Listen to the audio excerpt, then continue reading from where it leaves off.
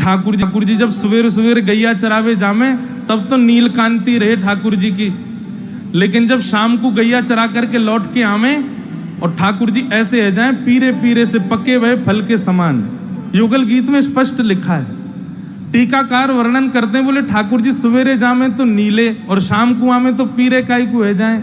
बोलो किशोरी जी की याद में इतनी दग्ध है जाए हृदय में, इतने व्याकुल है जाए ठाकुर जी कि आज सवेरे ते है गयो श्री जी दिखी नाए मुकु। तो जा प्रकार से नेक उष्णता प्राप्त करके कोई फल पक जावे, ऐसी नीले ठाकुर जी शाम तक पक जामे। अब यूं है जाए कि बस अब कैसे वो श्री जी दिखाए दो मुकु। श्री जी को देखे के काजी इतने व्याकुल है जाए ठाकुर जी। श्री मुख चंद्र चकोर जय जय देव हरे। वो तो 7 दिन बाद इंद्र ने संकेत पहुंचाया, बोले जय जय सबरो पानी खत्म है गयो, अब कहा करूं, अब मुंह पे जल ही ना बचो, सबरो खत्म है गयो, खर्च है गयो। तब ठाकुर जी ने फिर गिरिराज जी नीचे धरे। नहीं तो महाराज ठाकुर जी की इच्छा तो यूं ही हती कि अब वैकुंठ आदि ये सब कोई और संभाल ले, मैं तो अब यूं ही खड़ा रहूंगा। श्री जी सामने खड़ी है, मैं इनको दर्शन कर रहा हूं, बस यही दर्शन में ही पूरा जीवन व्यतीत है जाए, पूरी लीला है जाए। आगे की लीला हे इंद्र आदि, हे नारद आदि देवताओं, देख लियो आगे की लीला कौन करनी है। मैं तो अब कहीं ना जा रहा हूं, मैं तो यूं ही खड़ा रहूंगा और श्री जी को देखता रहूंगा। ये जो श्रीनाथ जी को स्वरूप है ना, या के अनेक भाव हैं, पर एक भाव ये भी है कि श्री जी को देखते हुए ठाकुर जी को स्वरूप है। किशोरी जी को जब ठाकुर जी देखें तब कैसे देखें, बोले ऐसे देखें ठाकुर जी, किशोरी जी को देख रहे हैं ऐसे। ठाकुर जी की गोवर्धन लीला भाई सब ब्रजवासी ने खूब आनंद कियो। 7 दिन बाद ठाकुर जी ने गिरिराज जी पुनः पधरा दिए। हमारे ब्रज में एक कथा आवे कि जब ठाकुर जी ने गिरिराज जी पधरा दिए तो सब ब्रजवासी ने नंद बाबा और वृषभानु जी घेर लिए और सब ब्रजवासी बोले ये तुम्हारे दोनों बालक यहाँ, ये किशोरी जी और ये तुम्हारो लाला कन्हैया जे ऐसी विलक्षण विलक्षण लीला करें, हमको तो ऐसा लगे ये कोई देवता है और तुम हमसे छुपा रहे हो। तब नंद बाबा और वृषभानु जी बोले देखो भैया ये कोई देवता नहीं है, पर हम आपको सांची बताएं। तो गर्गाचार्य जी जब नामकरण करवे आए तो गर्गाचार्य जी ने ये बात बताई कि ये नारायण के समान गुण वाले हैं। तो सब ब्रजवासी बोले जब ये दोनों नारायण के समान गुण वाले हैं तो फिर एक काम करो, इन दोनों को ब्याह कर दो, दोनों उनको ब्याह होना चाहिए। अब वृषभानु जी और नंद बाबा एक दूसरे को देखें, दूर खड़े ठाकुर जी तो पूरा इंटरेस्ट वहीं चलोगा ठाकुर जी को। अच्छा ये तो होना ही चाहिए भैया, अब मेरी उम्र भी तो है गई, मैं तो 3.5 बरस से ही ठाकुर जी चिल्ला रहे हैं मैया तो मैया बुढ़ापा आ गया, अब तो मेरा ब्याह करा दे। अब मैं 3.5 बरस को है, अब मेरो ब्याह कराए दे। वृषभानु जी नंद बाबा से सब ब्रजवासी बोले भैया आप दोनों अपने बालकन को ब्याह कर दो। आज ठाकुर जी दुल्हा बने पहले ही बैठे हैं। अच्छा एक बात कहें, ये देखो ये परंपरा हमारे यहाँ लोग भूल गए। सहरा उसको नहीं करते जो ये ऐसे लगता है, यहाँ मुंह पे लगा लेते हैं, ये हमारे यहाँ का रिवाज नहीं है। आप लोग आज दर्शन करना, ठाकुर जी ने पाग के ऊपर एक यहाँ ऊपर की ओर जो पहना हुआ है इस तरीके से, उसमें कितनी डंडी होती मुझे याद नहीं है, उसको सहरा कहते हैं। ठाकुर जी ने आज दुल्हा वेश, उसी से पता चलता है कि दुल्हा बने ठाकुर जी। अब हमारे यहाँ तो लोग कलिंगी वगैरह जाने क्या क्या पहन लेते हैं पाग पे, पर वास्तव में ये सहरा ऐसे ऊपर की ओर, उसमें जो डंडियां होती हैं उनका कुछ नियम होता है। अभी दर्शन करना कथा के बाद जाके ठाकुर जी का। तो नंद बाबा और वृषभानु जी में चर्चा भई, बोले भैया ठीक है ब्याह को अब आप बताओ। बोले हमें तो प्रिय है आपको लाला और आप देख लो कैसे करना हो। बोले ठीक है करेंगे, ब्याह करेंगे, लेकिन ब्याह से पहले कुछ नियम है उनको पालन कर लें। तो ऐसा नियम है कि पहले वधू पक्ष के लोग कुछ सामग्री भेजते हैं और उस सामग्री को दुगना करके वर पक्ष के लोग वापस भेजते हैं, तब ब्याह की प्रथम रस्म प्रारंभ होती है। तो नंद बाबा ने पुरोहितन से बढ़िया तिथि निकलवाई और वृषभानु जी को बताया, बोले वो ये तिथि बढ़िया है, आप वादना सामग्री भेज दियो और वाते टीको कहें, ऐसो भी कहें, टीको भेज दियो और फिर वाकु दुगनो करके नंद बाबा भेजेंगे। महाराज वो शुभ तिथि आई और बरसाने ते बैलगाड़ी में भर भर के सामग्री भेजी वृषभानु जी ने। यहां नंद बाबा अपने सब सखान के संग खड़े हैं, मुनि आदि सब खड़े हैं। तभी देखी कि धूल उड़ रही है महाराज दूर से। बोले ऐसी धूल काहे को उड़ रही है भैया? देखी तो असंख्य बैलगाड़ियां भर भर के सामग्री आ रही हैं बरसाने थे। नंद बाबा तो पहले ही घबरा गए, बोले इतनी सामग्री, चलो कोई बात ना, कोई कमी थोड़ी, ठाकुर जी कृपा है भैया, सब दुगनों करके भेजेंगे। सामग्रियां जब आई, उनके ऊपर से रेशमी वस्त्र सब हटाए गए। मुनीम जी से कही इनकी पहचान करो, कैसे कैसे रत्न हैं, कितने के रत्न हैं और कहाँ इनको मोल है भैया, सब दुगनों दुगनों करके भेजेंगे बरसानों।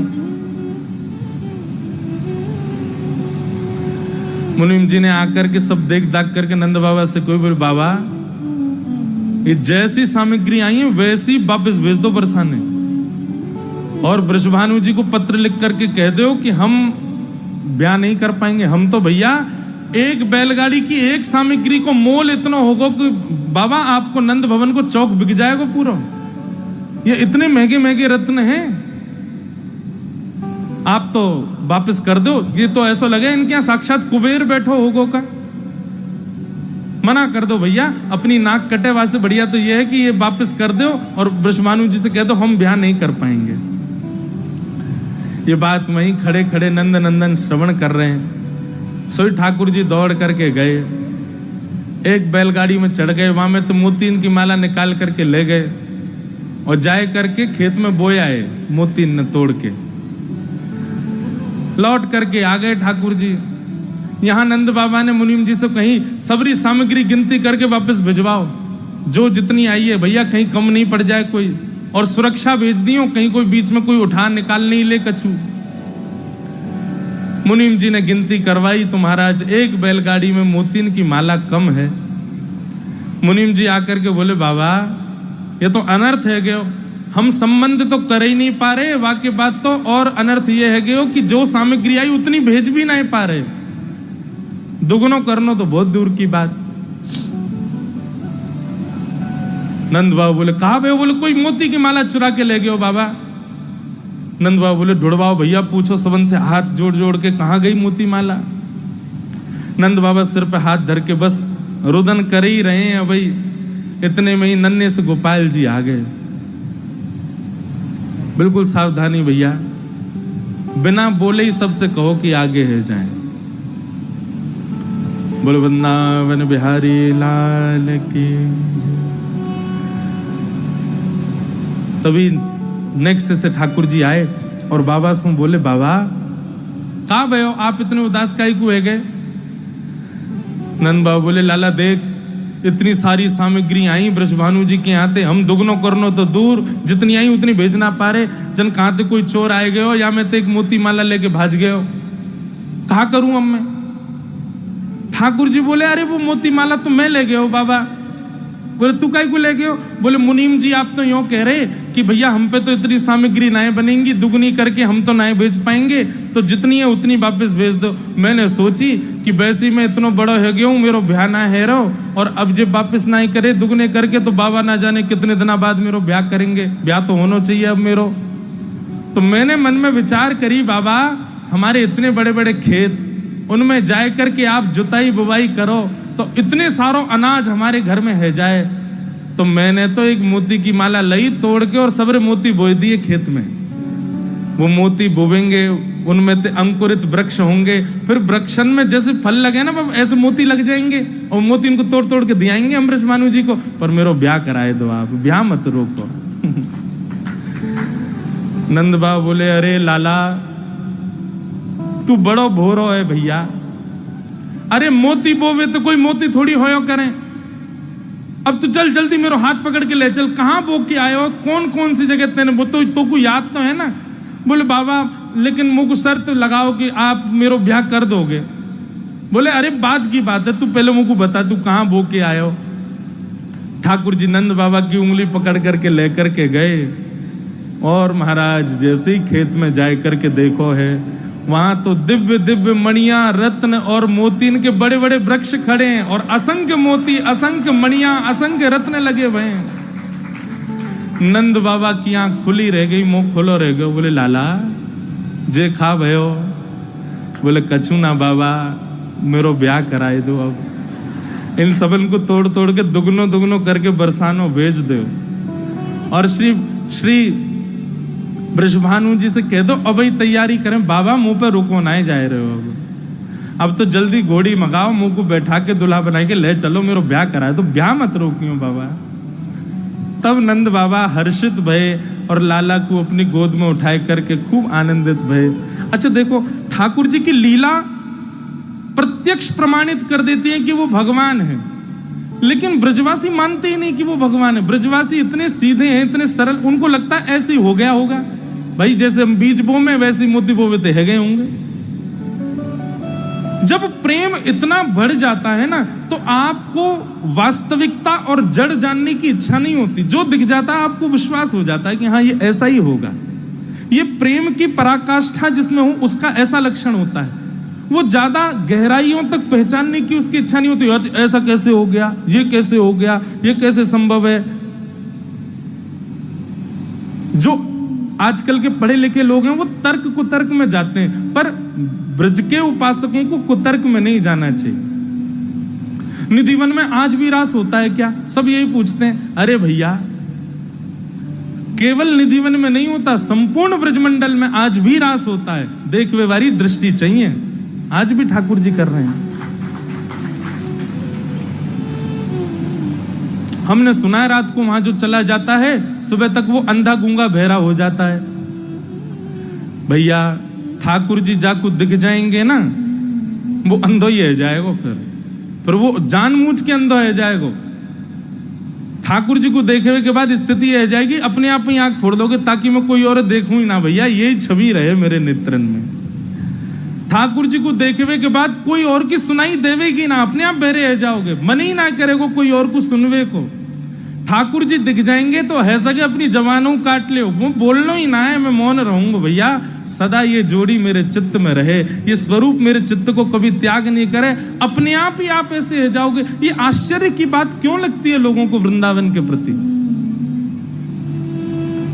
पहले उस स्थिति में तो पहुंच जाओ, पहले अपनी स्थिति तो वैसी बना लो कि ठाकुर जी आपको अनुभव करावें अपना।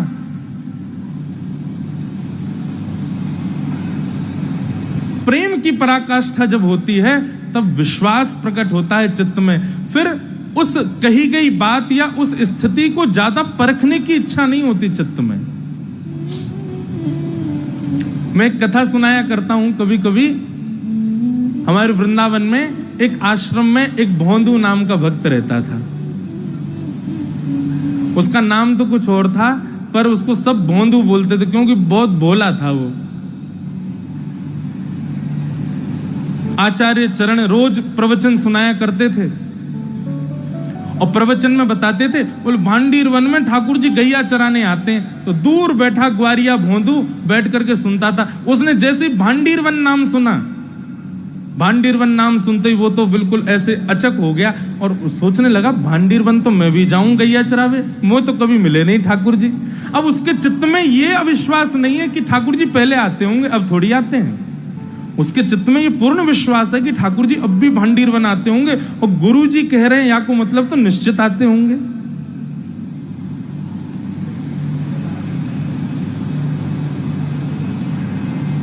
आज जब गैया चरावे गयो भोंदू, अपनी गैयान को छोड़ करके और ढूंढ रहे हो कहां होंगे ठाकुर जी, कहां होंगे श्याम सुंदर। बंधुओं, केवल भोंदू नहीं, कितने वैष्णव ऐसे जिनने ये विश्वास मान लियो कि ठाकुर जी होंगे और वो पहुंच गए। रसखान भी तो ऐसे ही वृंदावन आए, उनको एक चित्र दिखा दिया ठाकुर जी का, तो रसखान बोलो ये बालक कहां मिलेगा? बोले वृंदावन में नंद नंदन को छोड़ा है। या को पाने के लिए कहा करना पड़ेगा? बोले गले में कंठी माला पहननी पड़ेगी। बोले ये मिल जाएगा? बोले हाँ मिल जाएगा। या को कहा प्रिय में या को खवाई दूंगा? बोले माखन मिश्री खवाई दियो। तो रसखान तुरंत ही निकल पड़े, ये विचार नहीं किया कि मुझे क्या करना है क्या नहीं करना, उनको विश्वास था कि मिल ही जाएंगे, रसखान बन गए। ऐसे भोंदू ढूंढने लगा ठाकुर जी को, नहीं मिले ठाकुर जी।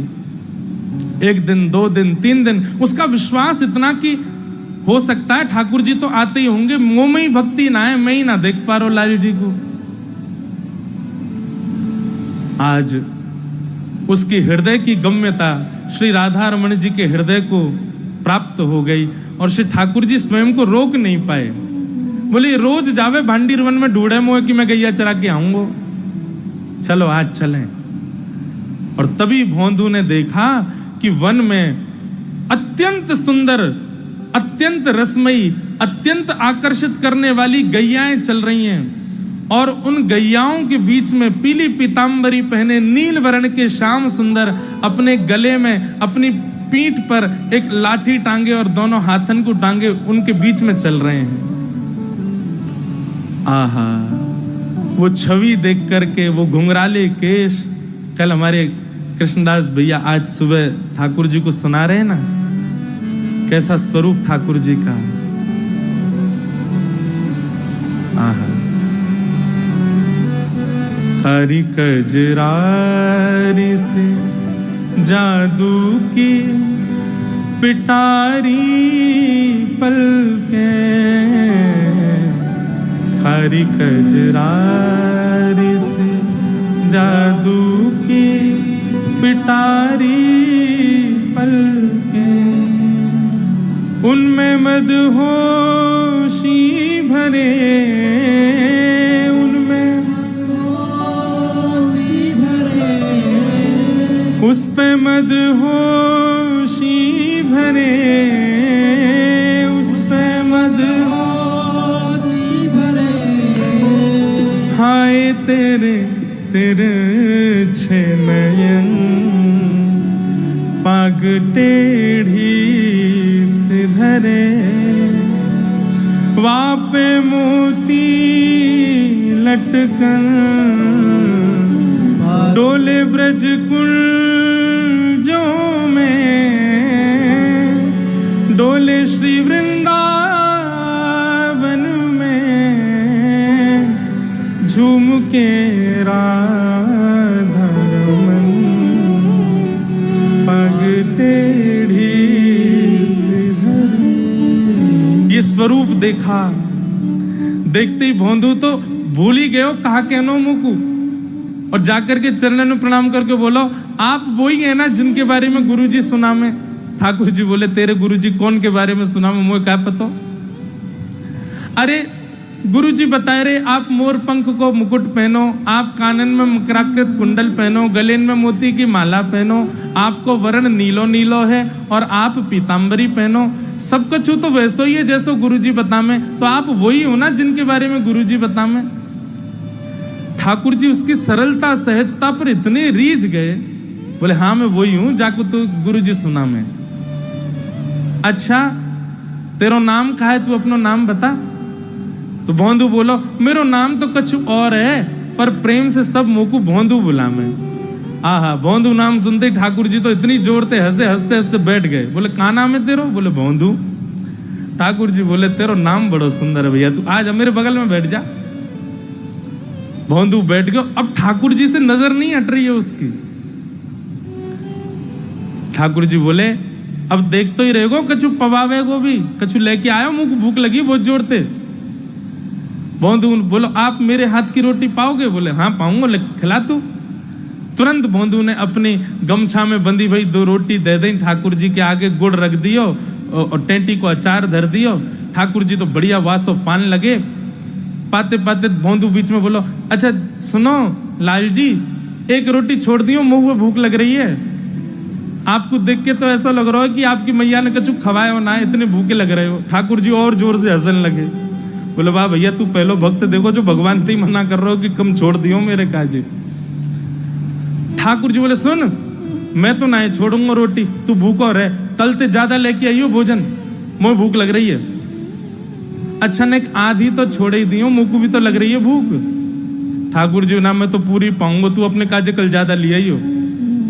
और ठाकुर जी पूरी प्रसादी पागे। भोंदू बोलो मैया तो कह दे करो आपको खवाए करें, इतना भूखो ना रखो, करें दूसरे इनकी रोटी खाए जाओ। ठाकुर जी बोले कल ते दुगनी लेके आइयो। और भोंदू चला गया। उसने जाके गुरुजी को भी नहीं बताया, उसको लगा गुरुजी और सब बालक तो मिलते ही होंगे ठाकुर जी से, मेरी तपस्या कम थी, मुझको अब मिले हैं। दूसरे दिन जब ज्यादा सामग्री ले जाने लगा रसोई घर से, गुरुजी को पता चली तो गुरुजी ने भोंदू से कहा, भोंदू हमको पता चली तुम 2-3 दिन से बहुत ज्यादा सामग्री ले जाते हो, कहां ले जाते हो? भोंदू बोलो गुरुजी मैंने आपको बताई नहीं, पर मेरे भाग्य पिछले 4 दिन पहले ही उदय भये हैं, और मैं वन में जाऊं, भांडीर वन में वही नंद नंदन जिनके बारे में आप सुनाते हो कथा में, वो गैया चराने आते हैं। जैसे ही सुना नंद नंदन गैया चराने आते हैं, गुरुजी बोले भोंदू कौन आते हैं? बोले नंद नंदन, वही जो मोर मुकुट पहनते हैं, पीली पीतांबरी पहनते हैं। गुरुजी उनमें से ऐसी सुंदर सुगंधी आवे, मैं आपको कहा बताऊं।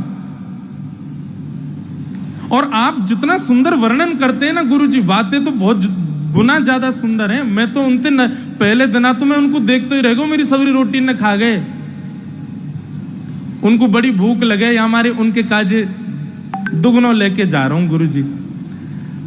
तो आचार्य जानते हैं कि कोई और बोले तो मैं विश्वास ना करूं, लेकिन भोंदू बोल रहा है तो इसका मतलब निश्चित ठाकुर जी आते। ये झूठ नहीं बोल सकता, सीधा व्यक्ति झूठ थोड़ी बोल पाता है। ठाकुर जी ने कहा अच्छा भोंदू तो एक काम कर, तू जाइयो ठाकुर जी से कहियो कि चलो हमारे आश्रम गुरु जी मिलेंगे। भोंदू बोलो मैं लेके आऊं ठाकुर जी को? बोला हाँ तू लेके आ। भोंदू आज गया, ठाकुर जी आए। ठाकुर जी के आते ही भोंदू ने सामग्री रख दी, रोटी सब्जी और अचार रख दिए। ठाकुर जी पान लगे। भोंदू बोलो जय जय, मेरी एक बात मानेंगे आप? ठाकुर जी बोले हाँ बोल। बोले हमारे गुरुजी ने आपको बुलाया है, चलो मेरे संग, गुरुजी के पास चलो। ठाकुर जी बोले देख तू हमारा मित्र, तेरे संग रहेंगे, खामेंगे पीमेंगे, डोलेंगे, हंसेंगे, खेलेंगे। ये तेरे गुरुजी पुरुजी ने मैं ना जानू, मैं नहीं जाऊंगा कोई के पास। गुरुजी के पास जावे की जैसे ही मना करी महाराज। भोंदू बोलो आप मेरे गुरुजी के पास नहीं जाओगे? बोले नहीं जाऊंगा, मैं तेरे गुरुजी जानू ना हूं, और तेरो मित्र हूं मैं, गुरुजी को मित्र थोड़ी हूं, उनके पास नहीं जाऊंगा। भोंदू बोलो अंतिम बार पूछ रहा हूं चलोगे कि नहीं? ठाकुर जी बोले नहीं मैं तो नहीं जाऊंगा। इतने में भोंदू ने ठाकुर जी के आगे से सब रोटी वोटी सब उठाए लाई। ठाकुर जी बोले जे क्या कर रहे हो? बोले जे भी गुरु जी के यहाँ की बनी है इनको भी मत पाओ, और सुनो ये आधी रोटी आपके हाथ में जो ये मुँह दो लो, छीन ली ठाकुर जी थे, ये मत खाओ, ये गुरु जी के यहाँ बनी वही है। हमारे गुरु जी तो बैर करोगे तो हम भी आपसे कोई संबंध नहीं रखेंगे। ठाकुर जी बोले भैया ऐसो काई गुरु उठ रहा, तोते तो मिल रहे हैं ना, हम तेरे संग तो बैठे हैं ना हम। बोले मेरे संग बैठे हुए थे, कहा है आपने मेरे गुरुजी की बात को अनादर कर दियो। अरे गुरुजी ने जीवन में पहली बार एक काम दियो मोकू, गौ सेवा के अलावा, और वहां में भी मैं इतना ना कर पाया कि आपको लेके जाऊं। धीरे धीरे फिर कह दे ठाकुर जी चले चलो ना, गुरुजी बड़े बढ़िया है मेरे, उनकी वजह से तो आप मिले हो मोकू। ठाकुर जी बोले हम नहीं जाएंगे। भोंदू बोलो नहीं जाओगे? बोले नहीं जाएंगे। तो भोंदू बोलो हमारे गुरु जी के पास नहीं जाओगे तो हम भी आपके पास नहीं आएंगे। और सुनो कल ते आप अपनी गैया लेके कहीं और जाइयो, इतको मत आइयो, क्योंकि अब यहां मैं गैया चरावे आऊंगा, और जहां मेरी गैया आवेंगी अगर आपकी गैया आ गई तो मैं अपनी गैयान को आपकी गैया से लड़वा दूंगा। अपनी गैयान को लेके कहीं और जाओ, मेरे आसपास मत आइयो। ठाकुर जी उसकी बात सुनना। बोले अच्छा तो पता है कितने बड़े बड़े संत तपस्या करे मेरे दर्शन करवे के काजे, और मैं तेरे पास ऐसे ही आ जाऊं सहजता में, यूं कह रहा हूं मैं मिलूंगा ना? तो बोले मैं संत थोड़ी हूं, मैं तो भोंदू हूं, मो कोई तपस्या की जरूरत थोड़ी है, मैं तो अपनी गैया चरावे आऊं, वो तो अपने काम ते काम है, अपनी गुरु जी की कथा सुनूं रात में। अब तुम कहीं और जाइयो गैया चरावे। और ऐसा कह के भोंदू तो वहां से उठ के चल दियो अपनी गैया इकट्ठी करके। ठाकुर जी कहे, भोंदू रुक तो जा। भोंदू बोलो, अब तभी रुकूंगो जब ये वचन दोगे कि गुरु जी के पास चलूंगो। भोंदू चल तो जा रहे हो, ठाकुर जी उसकी ओर देख रहे हैं। भोंदू जैसे ही दिखना बंद हुआ, जैसे ही थोड़ा दूर गया, ठाकुर जी इतने व्याकुल हो गए जैसे मानो त्रिलोक की छीन करके ले गया हो ठाकुर जी से। दौड़ करके ठाकुर जी गए और जाकर के भोंदू के कमर के ऊपर ऐसे चढ़ गए पद्दी पर, और पद्दी पर चढ़ के बोले, चल इतना हट करे, लेके चल अपने गुरु जी के पास, अभी चलूंगा, तेरे गुरु जी तो मिलके आऊं पहले मैं। भोंदू तो आनंदित है गयो, महाराज ठाकुर जी को ऐसे अपनी पद्दी पर चढ़ाई करके लेके गयो। शाम को समय गुरु जी आंगन में बैठे हैं, शिष्यन को पढ़ा रहे हैं, तभी गौशाला की सब गैया आ गई। गौशाला की गैया के मध्य जैसे ही गुरु जी की दृष्टि पड़ी तो कहा, देखो ग्वारिया भोंदू ऊपर से नीचे तक मट्टी में लदो भयो है, गोबर लग रहा है जगह जगह, और वाकी पीठ पर लद करके श्याम सुंदर मुरली मनोहर नंद नंदन चढ़ करके आ रहे हैं। आहा, ये दृश्य देख करके गुरुजी तो आनंदित है गए। हमने अपनो घर छोड़ दियो, परिवार छोड़ दियो, वेद अध्ययन करवे लगे, इतने शास्त्रन को अध्ययन कियो, तब भी आपके दर्शन नहीं है पाए। और ये भोंदू अनपढ़ गंवार, अंगूठा छाप, केवल गैया चरावे, पीछे बैठ के कथा सुने। एक बात पर गुरु की पर विश्वास करके भांडीरवन चलोगे और ठाकुर जी को पकड़ के आश्रम ही लिया है 4 दिनों में। तो ठाकुर जी को भैया आपका भोलापन प्रिय है। ठाकुर जी के सामने तो भोंदू बन जाओ, ठाकुर जी के सामने तो सरल बन जाओ, ठाकुर जी के सामने तो सहज बन जाओ। जितनी सरलता और सहजता आपके चित्त में रहेगी, उतनी जल्दी ठाकुर जी आपसे मिलेंगे। और जितनी चतुराई अपने अंदर रखोगे, उतना दिन लगावेंगे ठाकुर जी। हमारे ब्रज में गावे, कौन पावे आँखों पार, प्रेम ने दिया की सदा उल्टी बहे धार।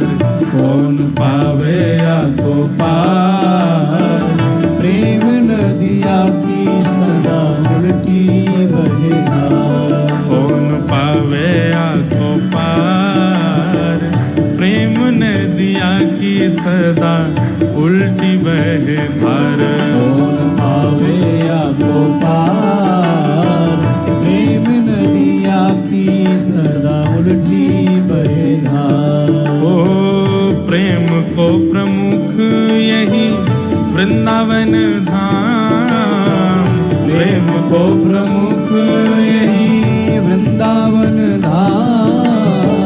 प्रेम को प्रमुख यही वृंदावन धाम। प्रेम को प्रमुख यही वृंदावन धाम। प्रेम हित पायो श्याम रसिया ने नाम। ओ प्रेम हित पायो श्याम रसिया ने नाम। अरे हाँ, प्रेम हित पायो श्याम रसिया ने नाम। ओ प्रेम हित पायो श्याम रसिया ने नाम। जाए जाने कहाँ गवा, जाने कहाँ गवा, जाए जाने कहाँ गवा, जाने कहाँ गवा। ओ प्रेम ने दिया की सदा उल्टी बहे धार। कौन पावे आँखों पार, प्रेम नदिया की सदा उल्टी बहे धार। और जननी की गति दई पूतना कुपे, जननी की गति अपनी मैया की गति दे दई पूतना को। पूतना कुपे। ब्रज भाषा को पद है, ध्यान से सुनियो। जननी की गति दई पूतना कुपे, जननी की गति दई पूतना कुपे। कैसे?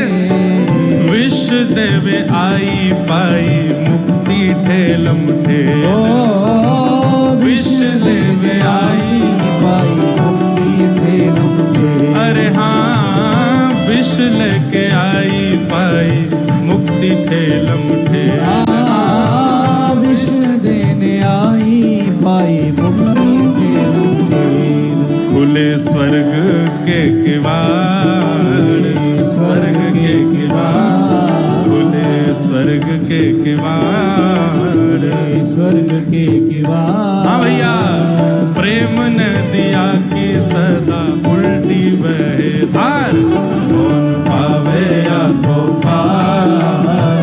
प्रेम नदिया की सदा उल्टी बहे धार। अरे कौन पावे या को पार, प्रेम नदिया की सदा उल्टी बहे धार। पावे या को पार, प्रेम नदिया की सदा उल्टी बहे धार। कौन पावे या को पार, प्रेम नदिया की सदा उल्टी बहे धार। पावे या को पार, प्रेम नदिया की सदा उल्टी बहे। और क्या कर रहे हैं?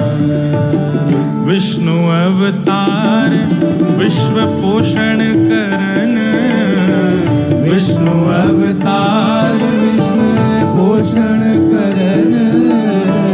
सोई कर चोरियां अहीर घरन। ओ सोई कर चोरी यहाँ अहिरन धरन। निज प्रभुता विसार, प्रभुता विसार, निज प्रभुता विसार। प्रभुता विसार। हाँ भैया, प्रेम नदिया की सदा उल्टी बहे धार, कौन पावे या को पार।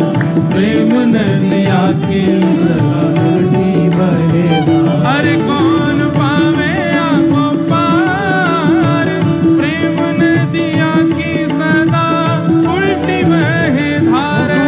पावे या को पार, प्रेम नदिया की सदा उल्टी बहे धार। अरे कौन पावे या को पार, प्रेम नदिया की सदा उल्टी बहे धार। पावे या को पार, प्रेम नदिया की सदा उल्टी बहे धार। ऐसे ठाकुर जी तो प्रेम के उपासक हैं भैया। प्रेम को प्रमुख यही वृंदावन धाम, प्रेम ही ते पायो श्याम रसिया ने नाम।